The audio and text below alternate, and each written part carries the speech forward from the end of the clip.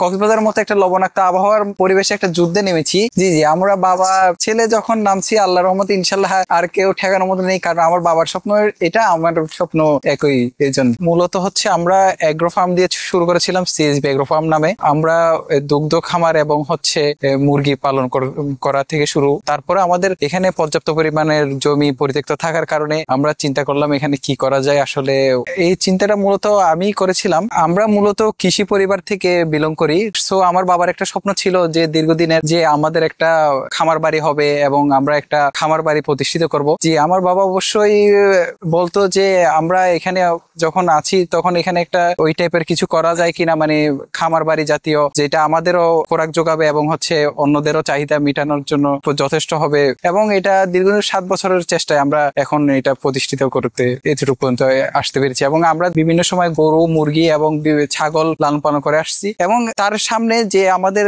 Agro ফার্মের যে সামনে পরিত্যক্ত জায়গাটা ছিল, ওইখানে একটা কিছু করার আমার একটা দীর্ঘদিনের স্বপ্ন ছিল। তো ওইটা থেকে বাস্তবায়ন করার জন্য আমিও একটা উদ্যোগ নিয়ে, মূলত যখন আমি পড়ালেখা শেষ করে আসছি, তো আমিও দীর্ঘদিন ধরে একটা চেষ্টা করতেছি যে এই জায়গাটা কিভাবে ব্যবহার করা যায়। ওই ক্ষেত্রে আমরা এখানে একটা নার্সারি করে তুলছি, যেটা রায়ান নার্সারি নামে পরিচিত। আপনি যখন একটা স্বপ্ন দেখবেন, বাবার স্বপ্ন আর আপনার স্বপ্ন যখন একসাথে মিলিত হবে এবং কিছু একটা করার আপনার কাছে মনে স্বপ্ন আসবে, তখন আপনি পড়ালেখা করেন বা করেন, কিন্তু আপনি এই স্বপ্ন বাস্তবায়নের জন্য অবশ্যই লেগে পড়েই চলবেন। তো এই জন্য আমরা আসলে নিজেদের চাহিদা এবং নিজেদের স্বপ্নকে বাস্তবায়ন করার জন্য মূলত এগুলা করা। মূলত অনেকের বাবার স্বপ্ন থাকে হচ্ছে ছেলে বড় হয়ে অবশ্যই ডাক্তার বা ইঞ্জিনিয়ার হবে, কিন্তু আমার বাবার দীর্ঘদিনের স্বপ্ন যখন আমাদের কৃষিক্ষেত্রে কাজ করার একটা স্বপ্ন ছিল, ওইটা আমাকে অনুপ্রেরণা জোগাইছে এবং ওইটার সাথে দেখলাম আমারও অনেকটা মিল রয়েছে। তো আমি এই জন্য ওই স্বপ্নের সাথে একাত্মতা প্রকাশ করে এবং বাবার স্বপ্নটাকে নিজের মতো করে নিয়ে এগিয়ে যাচ্ছি।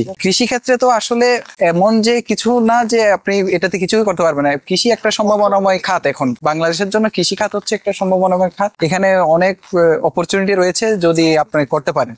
আমরা অনেক ছোট থাকতে দেখেছি আমার দাদারাও এইসব কৃষি কাজের সাথে সম্পৃক্ত ছিল এবং পরবর্তী আমার বাবারাও এইসব কাজে সম্পৃক্ত ছিল, এবং এটা দেখে আমরাও অনুপ্রাণিত হয়েছি এবং এগুলার ক্ষেত্রে আমরাও এটা কৃষি কাজটা চালিয়ে যেতে যাচ্ছি। কক্সবাজারের হাওয়া লবণাক্ত বলতে মূলত হচ্ছে আপনার সমুদ্র তীরবর্তী এলাকাগুলো হচ্ছে লবণাক্ততা এবং হচ্ছে ওইখানের লবণাক্ততা একটু বেশি। কিন্তু আমরা যে স্থানে আছি বর্তমানে, ওই জায়গাটা হচ্ছে চাষযোগ্য এলাকার মধ্যে পড়ে। এখানে যেমন আপনি দেখতে পাবেন ধান চাষ হচ্ছে, এখানে অনেক বিশাল আকারে ধান চাষ হয় এবং হচ্ছে বিভিন্ন ধরনের ফলজ বাগানও রয়েছে। মূলত আমরা চাচ্ছি যে এটাকে একটা সমন্বিত এগ্রো ফার্ম, মানে সমন্বিত খামারে পরিণত করতে।